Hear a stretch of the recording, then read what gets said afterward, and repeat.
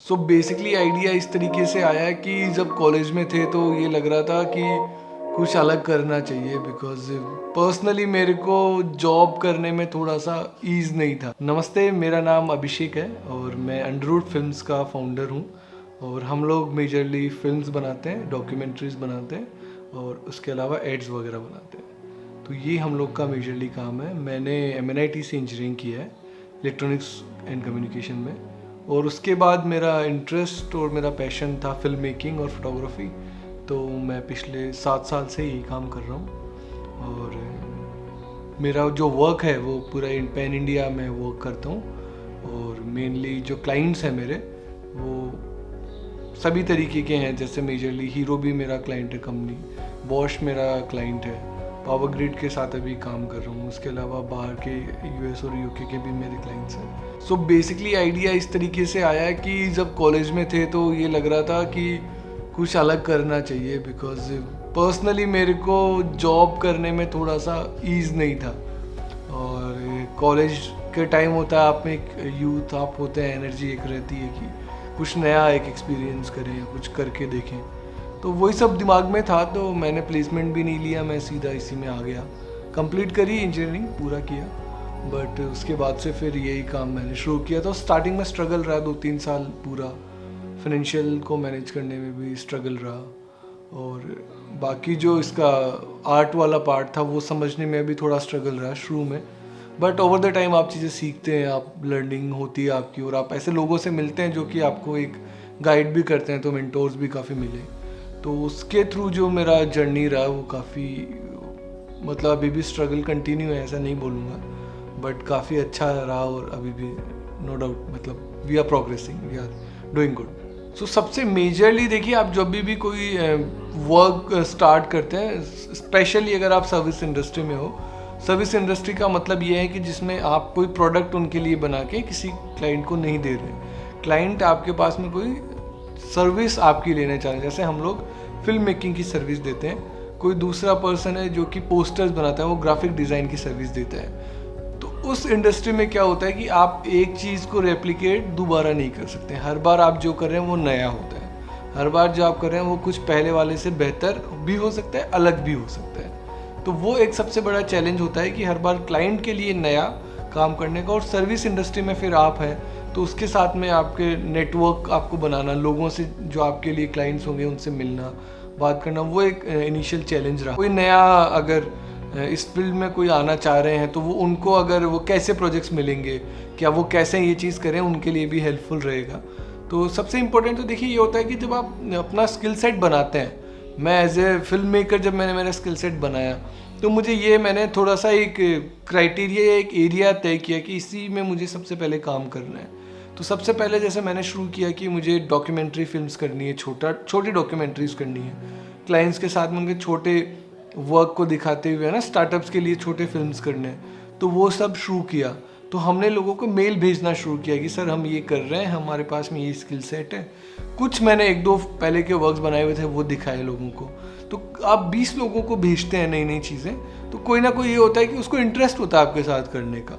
तो वो आपको फ़ोन करता है या वो पूछता है कि चलो अच्छा ये है अभिषेक जी, आपने ही भेजा है, अब बताइए हम कैसे कर सकते हैं। तो इनिशियली आपको ये ज़रूर होगा कि वो कहेंगे कि यार हमारे पास बजट नहीं है, बट हम ये है। तो आप शुरू में इस तरीके के 1-2 प्रोजेक्ट्स कर सकते हैं, है ना, कि आपने थोड़ा कम बजट पे। हालांकि मैं रेकमेंड हमेशा ये करता हूँ कि आप अपना जो भी एक बेसिक है वो ज़रूर लें, फ्री में कभी किसी के लिए काम नहीं करें। तो आप उनसे कुछ बजट लें और जो आप बनाना चाह रहे हैं, जो आप एग्जीक्यूट करना चाह रहे हैं, सबसे पहले वो एग्जीक्यूट करने की कोशिश करें कि हाँ मैं ये कर सकता हूँ क्या। तो जैसे आप उसको करने लग जाएंगे, आपका रिजल्ट दिख रहा है, क्लाइंट ने जो सोचा था या आपके एक इनिशियल आइडिया जो दिमाग में था, जो रेफरेंस आपने देखा होगा, वो अगर आप वैसा बना पा रहे हैं या उसके क्लोज में भी जा पा रहे हैं, which is a great thing. तो आप वहाँ से सबसे पहले शुरू करिए। जो आपको एग्जीक्यूट करना है उसको आप सबसे पहले प्राइम फोकस पे रखिए। उसको करने के बाद में धीरे धीरे क्या होगा कि 1 से 2 क्लाइंट, 2 से 5, और फिर ऑटोमेटिकली चीज़ें होने लग जाती हैं। मतलब काफ़ी सारा आपके पास में काम आता है। आपको हमेशा मार्केट भी करना है खुद को, बहुत सारे एस्पेक्ट्स हैं। मतलब मैं ये बोलूँगा आपको कि फिल्म मेकिंग जो है या एंटरप्रेन्योरशिप जो है वो बहुत सारे ट्रेड्स हैं जिसमें आपके पास में स्किल सेट होना चाहिए या आपको करना पड़ता है। आपको क्लाइंट से भी कम्युनिकेट करना है, आपको आर्टिस्टिकली भी चीज़ों को सोचना है, आपको टेक्निकल नॉलेज भी होना चाहिए, आपको ऑन टाइम डिलीवर भी करना है, आपको खुद को एग्जॉस्ट भी नहीं करना है ना। तो ये सब चीज़ें बहुत रिक्वायर्ड रहती हैं। सबसे मेमोरेबल प्रोजेक्ट्स में से एक है, वो प्रोजेक्ट है अलीला फोर्ट बिशनगढ़ का। हमने प्रोजेक्ट किया था 2018 में। उसके बाद से भी बहुत उस तरीके के प्रोजेक्ट्स मैंने किए हैं, लेकिन वो पहला बड़ा एक प्रोजेक्ट मेरे लिए था। तो उसमें सबसे बड़ा चैलेंज ये था कि जो मेरे क्लाइंट थे वो उनका कंपनी है अलीला करके, जो बहुत बड़ी एक कंपनी है जो होटल चेन इंडस्ट्री है। तो उन लोगों ने बेसिकली मुझे ये 5 फिल्म्स का कॉन्ट्रैक्ट दिया था। 5 उनकी शॉर्ट फिल्म्स बनानी है उनके फोर्ट के ऊपर। 5 उन्होंने आइडियाज़ दिए थे जो कि उनके मार्केटिंग पिलर्स वो लोग बोलते थे कि एक सबसे पहले है उनका आइकॉनिक स्टेटमेंट, मतलब जो उनका जो फोर्ट है जो उन्होंने भी होटल में कन्वर्ट किया है उसका स्टेटमेंट क्या है। तो उन्होंने जस्ट मुझे वर्ड्स दिए हैं। फर्स्ट वर्ड है आइकॉनिक स्टेटमेंट, दूसरा वर्ड है curated by soul, third word है फूडिफिकेशन, फोर्थ है उनका इवेंट को लेके कुछ था, और फिफ्थ है उनका ओवरऑल जो एक कंप्लीट होलिस्टिक वीडियो जो उनका बनेगा। एक वीडियो और था उनका, वो था उनका जो अराउंड विलेज लाइफ है फोर्ट के, उसको डिपिक्ट करता हुआ। तो पहले सबसे बड़ा उसमें चैलेंज ये था कि हमें 5 अलग अलग कॉन्सेप्ट्स बनाने थे। तो वो और मेरी टीम ने मिलकर हमने वो कॉन्सेप्ट्स बनाए 5 अलग अलग। वो क्लाइंट को हमने दिखाया, फिर क्लाइंट से उनसे अप्रूवल लिया कि हाँ ये उनको अच्छा लग रहा है, फिर वो हमने एग्जीक्यूट किया। तो उसके लिए कि अब सबसे पहले आप नए फिल्म मेकर हैं, आपने फर्स्ट आपका बड़ा प्रोजेक्ट है, तो घबराहट भी रहती है कि यार मैं एग्जीक्यूट कर पाऊँगा कि नहीं। और उसमें हमने बड़े आर्टिस्ट के साथ काम किया, जैसे शेफ़ रणवीर ब्रार जो आज बड़े सेलिब्रिटी शेफ़ हैं, उनके साथ काम किया। और हमारी जो मॉडल थी वो इंडोनेशिया से एक बड़ी मॉडल है इंदा कलालो, वो उसमें आई थी। तो उनको शूट करना और उनको डायरेक्ट करना, तो वो सब चीज़ें हमने प्लान किया और बहुत ही नीटली हमने उसको एग्जीक्यूट किया। तो वो मेरे लिए एक अच्छा लर्निंग, एक टर्निंग पॉइंट भी रहा मेरे करियर का, जहाँ से मेरा ग्रोथ भी हुआ और मुझे चीज़ें नई नई समझ में भी आई। देखिए आज हम सब लोग देख रहे हैं कि ये यूट्यूब का, सोशल मीडिया का ज़माना है ना।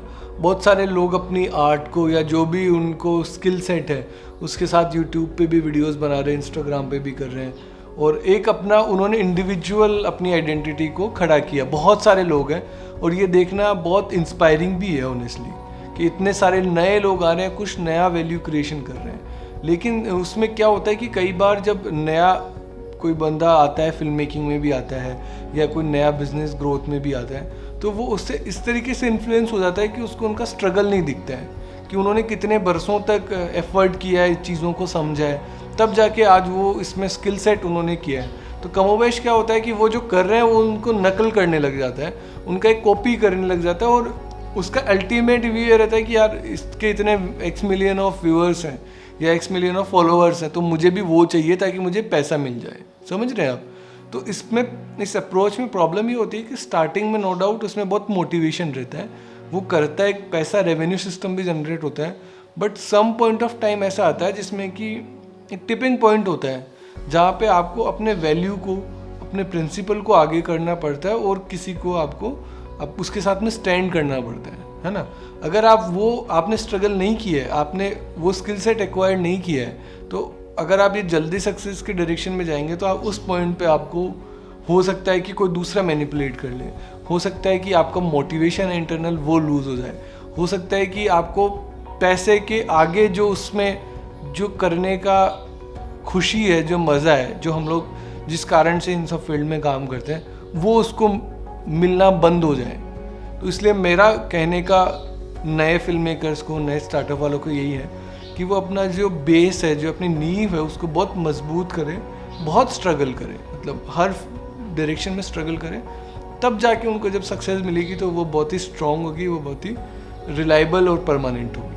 हमारा मिशन ये है कि हम अभी क्लाइंट्स के लिए वैल्यू क्रिएट कर रहे हैं, इंडिविजुअल कंपनीज़ के लिए कर रहे हैं। हम उस डायरेक्शन में धीरे धीरे सोचने में आगे बढ़ रहे हैं कि हम सोसाइटी के लिए कैसे वैल्यू क्रिएट करें, हमारे वर्क्स जो भी हम काम कर रहे हैं उससे लोगों को कैसे बेनिफिट हो, कैसे उनके लिए हम एक कुछ वैल्यूएबल काम क्रिएट कर पाएँ।